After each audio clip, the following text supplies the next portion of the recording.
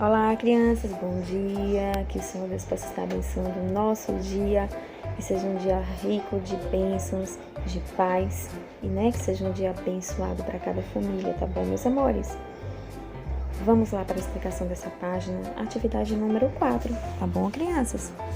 Vocês vão colocar o nome da nossa Emei Jandira Borges, o nome de vocês, tá bom? Com a utilização da fichas, certo?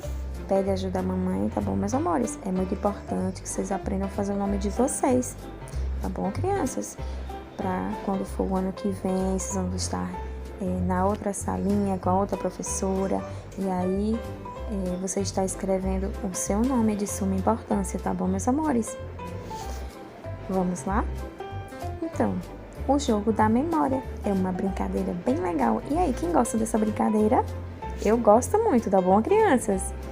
Então, monte o jogo da memória e vocês vão estar recortando depois de se divertir com a sua família. Então, vocês vão recortar e depois vão se divertir, vão brincar, certo? Então, tem vários bichinhos, tem o gatinho, tem a ovelhinha, tem a tartaruguinha, o cachorro, o porco, a foca, temos o polvo, o macaco, a girafa.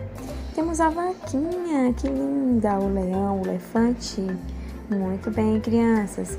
Então, vocês vão estar recortando e se divertindo com a família, tá bom?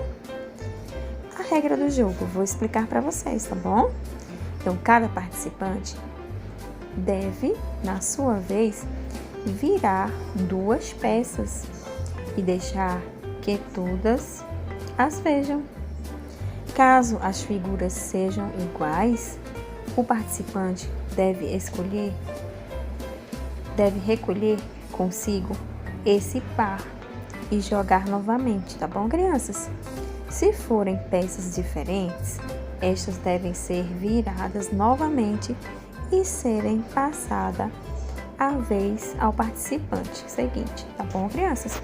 Então se divirtam, curtam bastante essa brincadeira, é bem legal, certo? Esses animais são bem legais, não é isso, crianças? Um beijinho pra vocês. Tchau, tchau.